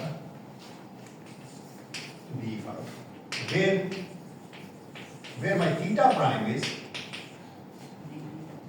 d theta over d phi। हाथ खड़ा करके बताइए कौन सी चीज किसका फंक्शन है, y की जगह किसने ले ली है, थीटा ने ले लिया, शाबाश, क्यों, theta is a function of, क्योंकि इंटीग्रेशन किस पे हो रही है, फाई पर, तो x की जगह 5 आ गया है और y की जगह थीटा, तो अब आपको theta as a function of phi निकालने के, तो अगर मैं आपसे कहूं s निकालें तो s किसके इक्वल आ जाएगा, s is equal to r times integral theta prime plus sine square theta, देखिएगा कुछ गलत ना हो गया हो, ओहो प्लस स्क्वायर रूट गया था, बिल्कुल सही, बिल्कुल सही, तभी मैंने कहा देख लें कुछ गलत ना हो गया, प्लस सम कांस्टेंट, अच्छा जब मैं कोई चीज करता हूँ सम कांस्टेंट, तो this means the constant of integration. कोई सवाल अगर प्लीज यहाँ तक हो तो, अगर कोई चीज गलत लिखी है तो मैंने क्या कहा था, जो भी चीज इंटीग्रल के अंदर आती है वो f होता है, तो f किसके इक्वल आ गया, तो f is theta prime plus sine square theta two the power 1/2। थोड़ा सा साइड पे याद दिलाने के लिए लिख के रखें, थीटा ने जो जगह ली है वो है जो आइडल इक्वेशन में y की जो जगह थी, क्योंकि theta as a function of y है, x की जगह किसने ले ली है, फाई ने। क्या ये फंक्शन ऑफ फाई है, क्या ये फाई पे डिपेंड करता है, एक्सप्लिसिटली फाई पे डिपेंड करता है, कोई फाई आ रही है टर्म खुद से देखने में, so this is not an explicit function of phi, therefore तो मैं क्या कह रहा हूं, फिर हमें कौन सी इक्वेशन यूज करनी चाहिए, therefore we use the second form of Euler's equation, so f किसके इक्वल, सेकंड फॉर्म क्या थी, f माइनस क्या था, हाँ आप लिखवाएंगे मुझे, चलें शाबाश, क्या होगी, minus d by D x था, है ना, क्या था वहां y प्राइम था, तो y की जगह क्या आ चुकी है अब चीज, थीटा, तो D by D theta prime D f over यहां क्या था, y प्राइम था ना, y प्राइम की जगह क्या आ गया, और क्या चीज इस तरह थीटा प्राइम के ऊपर is equal to some constant, constant का नाम क्या है, कुछ गलत लिखा मैंने तो बताओ यार, गलतियां तो बहुत करता हूं लेकिन थीटा प्राइम है, अच्छा ये वाली नहीं है पहले, अच्छा चलो पहले की उधर आते हैं, ये नहीं, यस, अच्छा दोबारा this should be f minus, हाँ सही क्या है, पहले ये नहीं आना, मैं आपको लिखता हूँ, आपको बताइएगा is equal to some constant, क्यों, ये मैंने कहा था इससे कैंसिल हो जाता है, बिल्कुल सही, वरना मैं डायमेंशन से चेक करके थोड़ी देर बाद पहुंचना है, कांस्टेंट जीरो के बराबर होती है फिर तो f जो है वो इसके बराबर है d by dx of this quantity zero के बराबर है Yes. d by dx of this quantity zero. अच्छा चलिए आप मुझे कोई आप मुझे बता सकते हैं how I can calculate df over d theta prime। so this is equal to what या theta prime का स्क्वायर थीटा स्क्वायर है ना या तो d theta स्क्वायर। अब चल कोई बात नहीं आलस ना के बिल्कुल एंड पे गलती ना पकड़ी है दरमियान मिल रहा है तो आंसर क्या आ गया इसका तो इसका आंसर आ गया थीटा प्राइम ओवर अब मैं दोबारा नहीं करूंगा theta prime square plus sine square theta what over 2 बेटा मैं ठीक ही होगी डिफरेंशिएशन। तो चलो इसका अब मैं इसको क्या करूंगा इसी को इनपुट कर दूंगा तो f की जगह क्या था my f is theta prime square plus sine square theta two the power 1 by 2 is equal to theta prime. अच्छा एक थीटा प्राइम ये है एक थीटा प्राइम ये है क्या आ गया theta minus theta prime square over theta prime square plus sine square theta two the power 1 by 2 is equal to 8।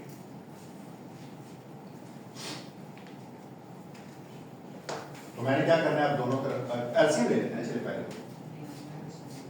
तो अगर मैं इसको इससे मल्टीप्लाई कर दूंगा तो आंसर आ जाएगा theta prime square plus sine square theta तो ये f स्क्वायर ही बन गया minus theta prime square is equal to a into theta prime square plus sine square theta. ठीक है एलसीएम ले तो गलती बन गया एलसीएम तो ये हो गया तो काट के जब स्क्वायर रूट होता है एक तरफ उठा के स्क्वायर आंसर क्या आ गया sin 4 theta taking square on both side is equal to a square theta prime square plus a square sin square theta. अभी भी ठीक ही है प्लीज अगर बताइएगा कोई चीज का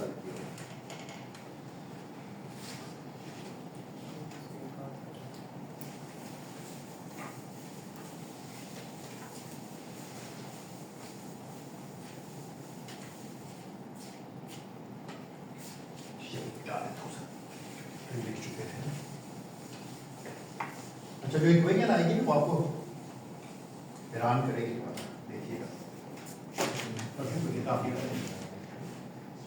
साइन स्क्वायर वाली टर्म्स को एक तरफ कर लेते हैं तो उठा के दूसरी तरफ ले आता हूँ यहाँ से मैं ले लेता हूँ साइन स्क्वायर थीटा का हम ले लेता हूँ साइन 4 थीटा बनेगा तो साइन स्क्वायर थीटा बच गया यहाँ से फिर इसको उठा के इधर ले आऊँ क्या बन जाएगा minus a square is equal to a square theta prime square.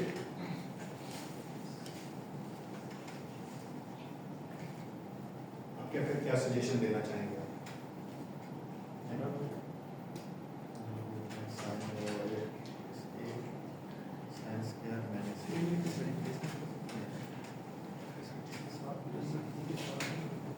क्या सजेशन देना चाहिए क्या करूं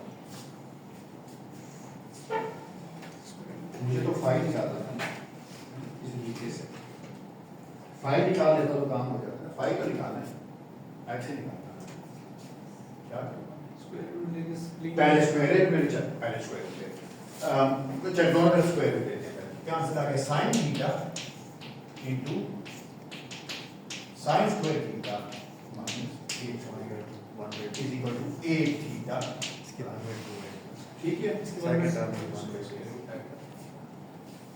इसकी पावर बिल्कुल थैंक यू। इस अगर आपको ये चाहते हैं तो इसमें sin थीटा कॉमन ना ले लिया ताकि a के साथ चला जाए वरना क्या a के साथ करना आसान है ठीक है ना। इसकी जगह मैं अगर sin theta common sin square common लूं तो यहाँ y क्या बन जाएगा sin square theta is equal to 1 minus a squared cosecant squared theta to the power 1 by अभी भी ठीक किया मेरे ख्याल में। अच्छा मुझे तो थीटा प्राइम निकालना है ना पहले, तो मैं थीटा प्राइम किसके बराबर आ गया? So theta prime is equal to which is equal to d theta over d phi. So this is equal to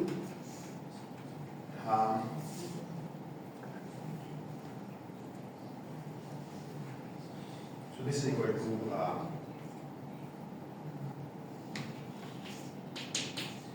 sin square theta over a into 1 minus cosecant square theta. मैंने क्या कहा मुझे तो phi निकालना है ना, तो मैं इसको उलट दूं अगर, तो अगर मैं ये कैलकुलेट करना चाहूँ d phi over d theta, तो मुझे क्या करना पड़ेगा? दोनों तरफ इनवर्स ले लेना चाहिए मुझे, और माइनस वन, तो ये क्या बन जाएगा? ए ओवर साइन स्क्वायर थीटा, इसके आएगा कोसेकेंट ऐसा, तो ए स्क्वायर। Thank you. बिल्कुल, तो इसका क्या ये ठीक लिखा हुआ मैंने? ए कोसेकेंट स्क्वायर थीटा, क्योंकि ये कोसेकेंट स्क्वायर बनता है नीचे आके ओवर 1 माइनस कोसेकेंट थीटा ए स्क्वायर, इसका स्क्वायर। मेरा ख्याल है मैंने ये लिखा है। क्यों मैंने कहा ये जब नीचे आएगा तो कोसेकेंट स्क्वायर बनेगा, जब उलट दूंगा तो कोसेकेंट स्क्वायर ऊपर चला जाएगा और 1 माइनस कोसेकेंट ए स्क्वायर कोसेकेंट स्क्वायर थीटा इसका स्क्वायर निकालना।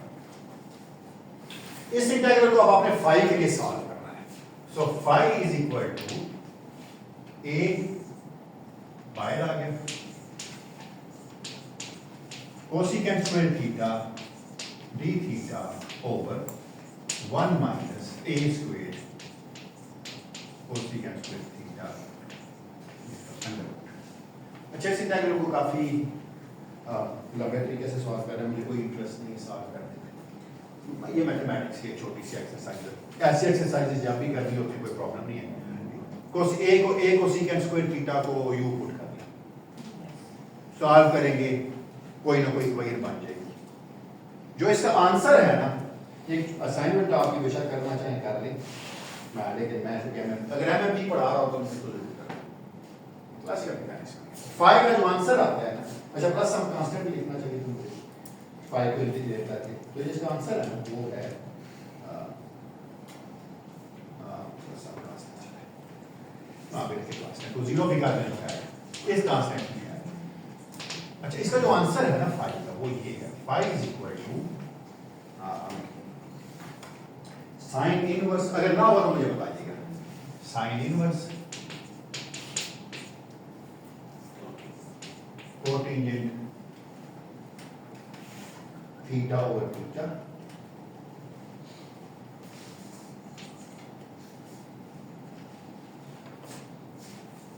प्लस।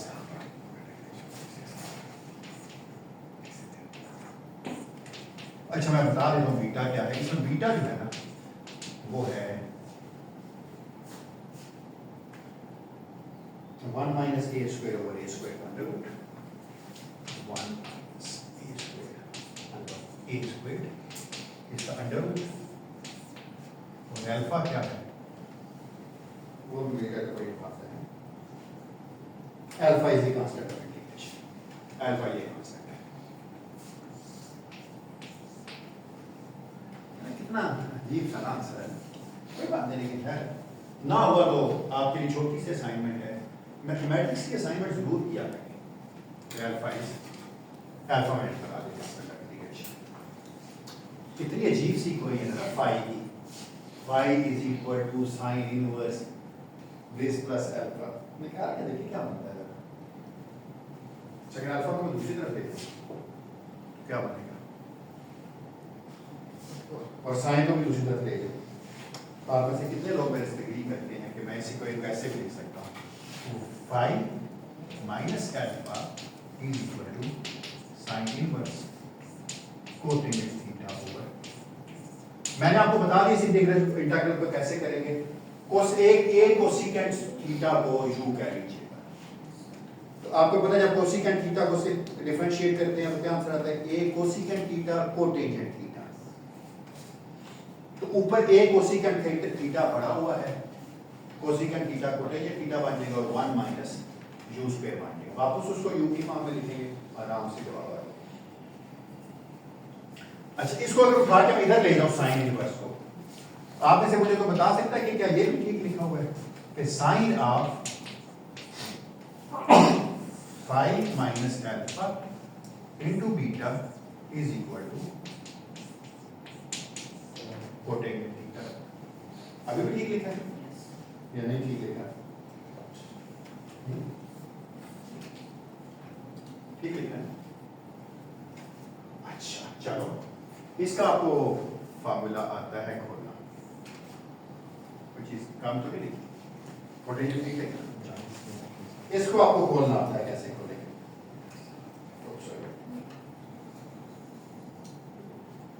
क्या करो, कोई आप चलो, इसमें से आप में से मेरे से यही करते हैं, इसको मैं लिख सकता हूँ b sine alpha sine five cosine alpha minus beta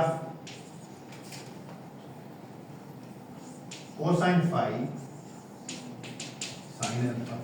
sine alpha minus beta का जो form, sine a minus b का जो फॉर्मूला होता है, sine a cos b minus cos a sine b, this is equal to cotangent को theta को लिख दी सीधा cosine theta over sine theta.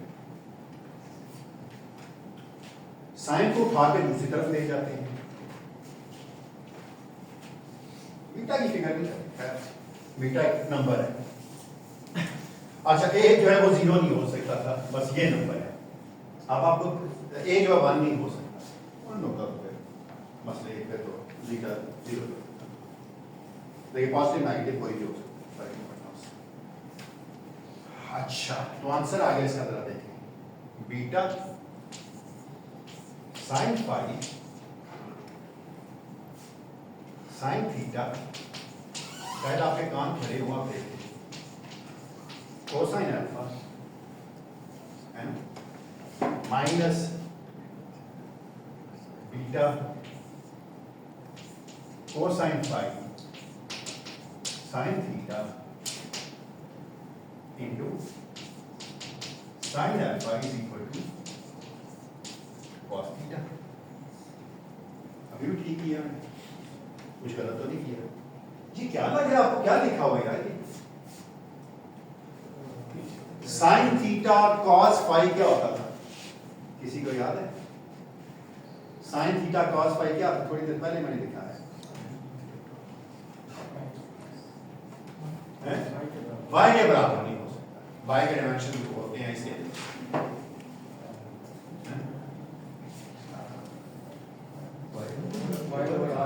y over r, शाबाश। क्यों? y is equal to r sine theta cos five होता था ना, एक r काम था ना, तो इसकी जगह मैं लिख सकता हूं दिस इज इक्वल टू, ये वाली चीज है y ओवर r। ये चीज क्या है? x over r। बीटा मैंने आपको बताया कांस्टेंट एक नंबर है, अल्फा भी एक, cos अल्फा भी एक कांस्टेंट है। क्यों? क्योंकि अल्फा कांस्टेंट है, तो इसका मतलब ये सारी चीज कांस्टेंट थी ना, तो इसका मतलब beta cosine alpha into x over r minus beta sine alpha y over r is equal to cosine theta. अभी ठहरे, कोसाइन थीटा किसके बराबर था?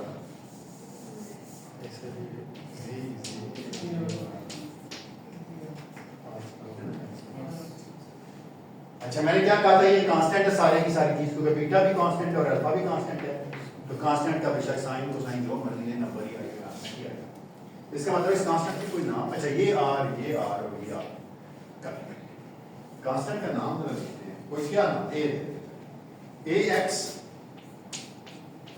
Minus by is equal to, ओ ये किसकी कोई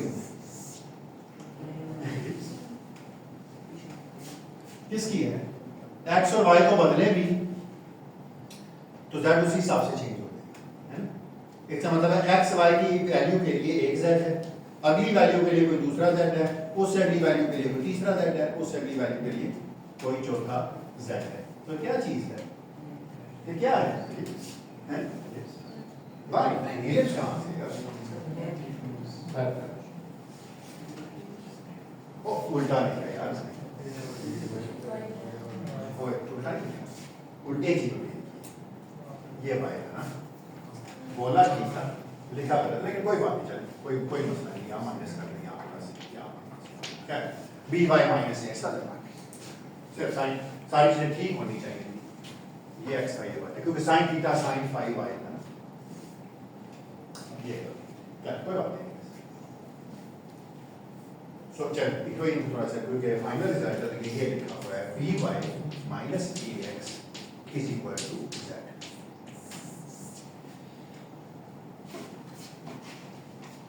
ये प्लेन की कोई है, एक ऐसा प्लेन, एक छुरी है जो स्फीयर को कट करती है ना, एक्स वाई प्लेन ऐसे करके स्लाइसेस करते हैं। एक सर्कल ऐसा होगा जब ये प्लेन कट करेगा और सेंटर से भी गुजरेगा, ऐसे सर्कल को कौन सा सर्कल कहते हैं? Great circle. अगर प्लेन किसी स्फीयर को कट करे और वो प्लेन सेंटर से गुजरे तो वो एक ग्रेट सर्कल होता है। तो इसका मतलब है जियोडेसिक्स जो है प्लेन के ऊपर वो क्या है? Great circle. मैंने इसलिए कहा काटते हैं स्लाइस में इस तरह करके गोल गोल गोल सारे सर्कल आपके ग्रेट सर्कल। मतलब ये है कि अगर दो पॉइंट हो तो हम उसको इस तरह काटेंगे कि वो हाँ इस तरह काटेंगे कि वो z की एक वैल्यू उससे गुजरे छुरी। हाँ एंड ऑफ द सर्कल बनेगा उसका। मान के ना जियोडेसिक्स जो जहाज उड़ते हैं ना, ये एक वेबसाइट है जिसका नाम है रेडार 24। देखिए कभी आपने उस पर जहाजों के मैप देखेंगे कैसे नजर ऐसे सर्कल बना के जा रहे होते हैं। अगर आपने कराची जाना है तो ऐसे नहीं जाएंगे, सीधा चले जीप से लगेगा ऐसे जैसे कर्व पाथ, क्योंकि जमीन ग्राउंडेड है ना, ऐसे जाते हैं। कितना जाइए घर जाके कैलकुलेट कीजिए, एक सिलेंडर के ऊपर जियोडेसिक क्या होगा? What is the geodesic on a circle है? जाके सारी चीजें कैलकुलेट करें। ऐसे सवाल ही पेपर में मैं इलिप्स के नहीं दे रहा, वो थोड़ा सा कॉम्प्लिकेट है, बाकी ऐसे किसी का कोई सवाल है अगर हाँ एनी क्वेश्चन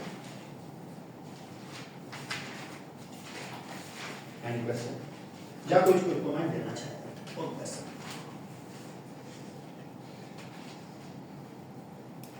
तो इसका मतलब है लाइन तो आपने सीधी ड्रा की है, जो मैंने आपसे पेज दिया था फिर लेसन लाइन तो आपने सीधी ड्रा की है। अब आपने कहा ये बन गया, तो आपने जो सर्कल चूज किया, स्फीयर अगर होता तो क्या था? चूड़ी ऐसे थी, आपने काफी बना दें जितने मर्जी जियोडेसिक्स बना लें। वैसे ये दो डेफिनेशन में थोड़ा डिफरेंट चीज है। अगर एक्शन ट्रेडिशनल एल्गोरिथम रहता है तो जिस चीज को हम करते हैं मिनिमाइज ये उसमें जो जियोडेसिक वो शॉर्टेस्ट पाथ को करती है। लेकिन अगर जो डिफरेंशियल ज्योमेट्री वाली वो वेरी डेफिनेशन वाली देखें ना, उसमें सिर्फ ये चीज़ है कि आपकी जो वो ये बताती है कि स्ट्रेटेस्ट पॉसिबल है, कोई शॉर्टेस्ट पाथ नहीं बोलती। तो जियोडेसिक शॉर्टेस्ट पॉसिबल पाथ या स्ट्रेट डिपेंड करता है। जियोडेसिक इज अ डिस्टेंस, मैं इसलिए कहता हूं अब देखना दो डिस्टेंस बिटवीन 2 पॉइंट्स का जियोडेसिक है। अब स्क्वायर पे अगर shortest. स्क्वायर पे अगर मैं 2 पॉइंट ले लूं, अब एक तो जियोडेसिक है जो एक्चुअल में शॉर्टेस्ट पाथ है, लेकिन अब ये भी जियोडेसिक है लेकिन शॉर्टेस्ट पाथ ये शॉर्टेस्ट पाथ है, ये इसको जियोडेसिक नहीं है। नहीं इसके लिए वर्ड जियोडेसिक नहीं यूज करेंगे, हम रिजर्व कर लेंगे जियोडेसिक का लफ्ज इसके। डिफरेंशियल ज्योमेट्री आसमानी ज्योमेट्री जनरल रिलेटिविटी में वो उसको पूरे में ये हाँ मैं कह रहा हूँ कि अगर मैं मिनिमाइजेशन की बात करूँ तो मैं बात में जियोडेसिक उसको करूँ मिनिमाइज करता हूँ, यहाँ की बात कर रहा हूँ। एक्चुअली इम्पोर्टेंट, मैंने पहले भी ये बात कही थी, मैं कहीं नहीं कह सकता कि लफ्ज मिनिमाइज है, लफ्ज एक्सट्रीमाइज है। मैथ में डिस्कस होता नहीं करेंगे वो चीज आपकी मर्जी, जिसको मर्जी करें ना। अब जिस तरह फर्मर्स ने लास्ट प्रिंसिपल दिया तो उसने लाइन को कहा अगर लाइट सीधा कम से कम फासला नहीं तय करती, वो फासला तय करती कम से कम वक्त लगता है। जो जीओडीसी का एक्शन है उसमें तो हम like सिर्फ एक इंटीग्रल डी के पास खाली सिर्फ उसको हम एक्सट्रीमाइज करते हैं। हाँ। तो वो तो लाइक लॉजिकली जो डीएस जो है उसमें लाइन एलिमेंट देखें तो वो तो ऐसा है जैसे डिस्टेंस को मिनिमाइज कर एक्सट्रीमाइज कर और एक्सट्रीमाइज डिस्टेंस ऑफ एक पर एक्सट्रीमाइज कर सकते हो उसका कोई मिनिमम होगा तो पॉइंट एक्सट्रीम तो आप कुछ भी हो सकता है, इसलिए मैंने कहा था लफ्ज एक्सट्रीमम ही है।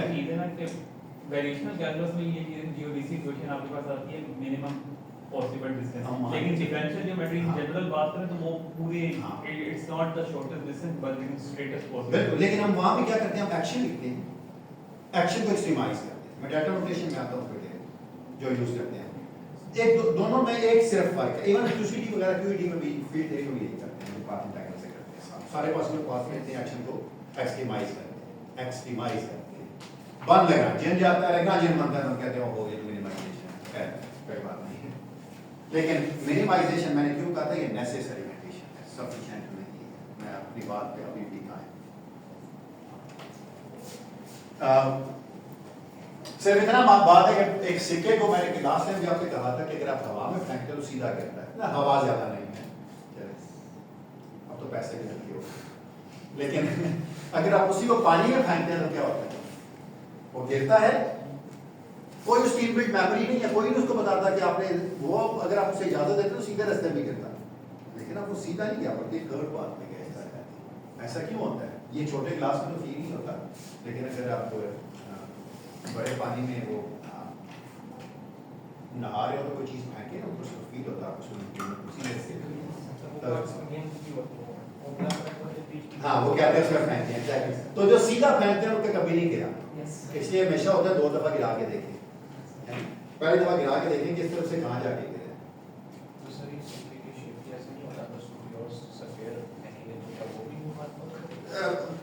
सफेद फेंकेंगे पर भारी सा फेंकें, अगर बहुत ही भारी हो पानी के फ्लूइड की विस्कोसिटी से और पानी की जो इंटरमोलिकुलर फोर्स है उसके जो बहुत ही भारी हो तो सीधे ही गिरेगा, अगर ना हो तो नॉट नेसेसरली के स्ट्रेट पाथ में गिरेगा। कभी देखा है मतलब कि कोई सफेद ऑन द ड्रॉप हो कर इसलिए आपने नहीं देखा होगा क्योंकि कभी आपने कोई भारी सफेदी गिराया हो, तो मुझे नहीं पता किस रास्ते से गिरेगा। You can fall it and calculate कर लीजिए कोई ना मोशन, अगर कहीं मैथ्स आती है तो सुनाइए उसमें, उस पूरी कोई में कहीं मैथ्स आया था जब मैं कैलकुलेट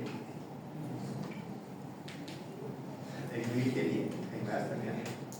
डिस्टिंक्शन ये सर जो छोटे पार्टिकल्स होती हैं वो टाइम को मिनिमाइज करेंगे, जो बड़े होंगे वो एक्शन को मिनिमाइज बड़े जो बड़े हो, मैं वही कह रहा हूँ कि वेरिएबल कौन सा वेरिएबल लेते हैं, कौन सी चीज है जिसको आप देखना चाहते हैं, आया कि उस पैरामीटर उसकी डिपेंडेंस है भी या नहीं है, क्या उस पैरामीटर के साथ वो अपने आप को मिनिमाइज करेगा या नहीं करेगा, ये सवाल कर रहा हूँ।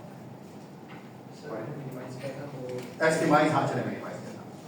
उसके बाद समझ आ गया कि टाइम मिनिमाइज करते हैं, टाइम अभी तक मैंने टाइम का जिक्र नहीं किया, पहले वाले केस में नहीं मैंने टाइम का जिक्र नहीं इस वाले केस में हम क्या कर रहे हैं फाइंड कर रहे हैं, ये चीज इतनी क्लियर नहीं हुई इसमें आप किया। एरिया ऑफ मिनिमम वो कहते हैं कि तो हम क्यों कर रहे हैं सवाल ही पूछो, नहीं मतलब उसमें फिजिकल सेंस थे कि हमें टाइम कम पे लग जाएगा तो हम ये कर रहे हैं। हाँ मैं कह रहा हूँ तार को इवाल्व भी करना पड़े तो कैसी तार की शेप में बनाओगे जो एरिया ऑफ रेवोल्यूशन है वो कम से कम। आपको पता है कैलकुलस में एरिया ऑफ रेवोल्यूशन निकालने की प्रॉब्लम बहुत ही इंपॉर्टेंट है, they are the cornerstone of the calculus. इतनी जगह पे ये चीजें यूज की जाती हैं, इतनी जगह पे कि ये हैंगिंग ब्रिज होते हैं, ये क्या होते हैं, क्यों बने होते हैं, ये इसी तरह की शेप ही होती है, ऐसे वाले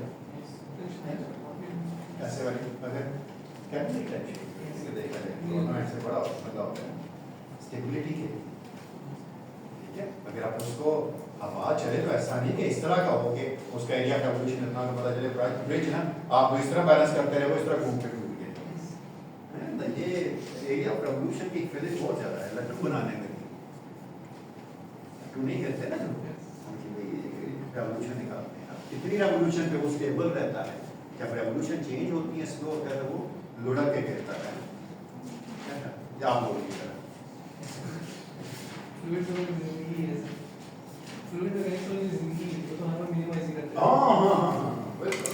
सर इससे मतलब मुझे अपन फ्लूइड डायनामिक्स हाँ एक साल भी किया तुमने ज्योमेट्री आज कल भी पढ़ा था, इसलिए था कि जो इनवर्ट के प्रॉब्लम्स हैं ना उनमें से ज्योमेट्री यूनिफाई किया गया बट एक्चुअली ये था कि फ्लूइड में इस तरह की फ्लूइड डिफाइन करना कि नीड मिनिमम पैरामीटर्स उसको ये फ्लूइड का बहुत सारे प्रॉब्लम है जो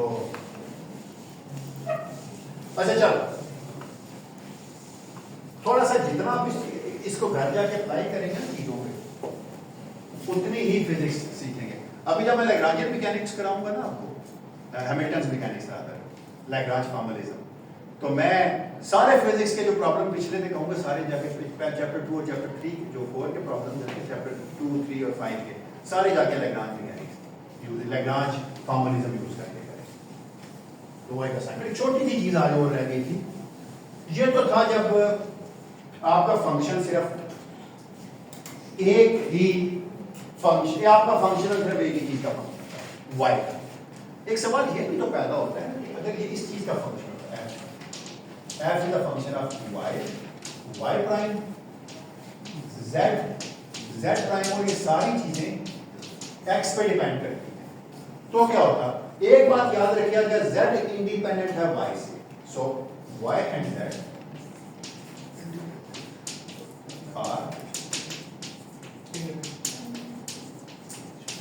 तो आप क्या करते हैं अगर मिनिमाइजेशन यूज करते हैं, चूंकि ये इंडिपेंडेंट है तो इसका मतलब है दोनों x पे तो डिपेंड करते हैं लेकिन एक दूसरे पे नहीं करते। तो इसका मतलब है अगर आप आइडल्स मेथड यूज करेंगे तो आप क्या करेंगे, आप कहेंगे एक तो y ऑफ x अल्फा लिखेंगे है ना, दूसरा z अल्फा भी लिखेंगे z ऑफ x अल्फा, दोनों को मिनिमाइज करेंगे दोनों के हिसाब से मिनिमाइज करेंगे, लेकिन जब एक को देख रहे होंगे तो दूसरा इंडिपेंडेंट होगा, दूसरा डिपेंड नहीं करेगा दूसरे पे। तो इसका मतलब आपके पास अब कितनी आइडल इक्वेशन बनेगी, एक बनेगी आपकी df by dy minus dy dx ऑफ df by dy, ये y के हिसाब से होगी।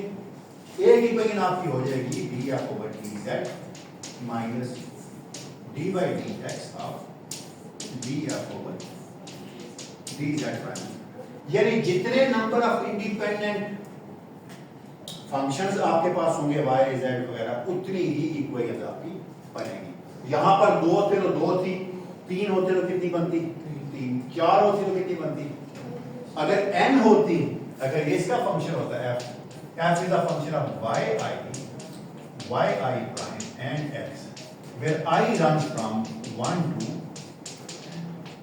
n, तो क्या होगा कितनी इक्वेशंस बनती n बनती। क्या करता मैं कैसे निकालता कोई बताएगा आप में से, मैं करता इंडेक्स नोटेशन क्या होगा df by dy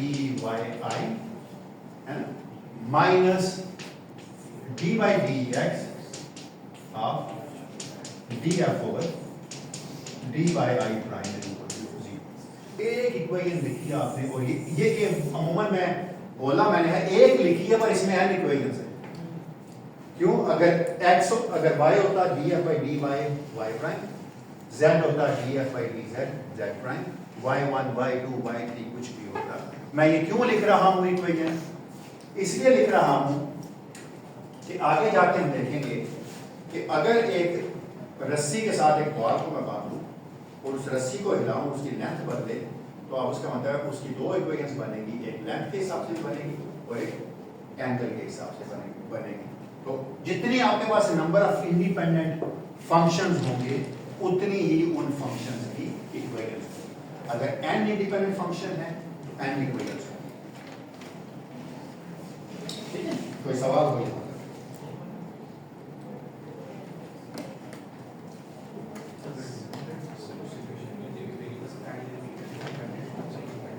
जो यहां लिखते थे वो क्या होती थी, इंडिपेंडेंट। y x पे डिपेंड करता है, y प्राइम भी x पे डिपेंड करता है, z भी x पे करता है, z लेकिन y z पे नहीं डिपेंड करता, z y पे नहीं करता। तो y और z इंडिपेंडेंट हैं, y और z इंडिपेंडेंट हैं लेकिन दोनों x पे डिपेंड हैं। तो इसलिए जितने इंडिपेंडेंट वेरिएबल्स होंगे जितने functions y z independent functions हैं, हर फंक्शन के लिए एक इक्वेशन होगा। अगर y z पे डिपेंड करता तो मैं ये लिख नहीं सकता, बहुत कॉम्प्लिकेटेड चीज और ये आएगी आगे अगले लेक्चर में। कोई सवाल नहीं, ठीक अब देखिए चीजों की रिगल बदलती जाएगी, चीजें पैसेज ऑफ टाइम अब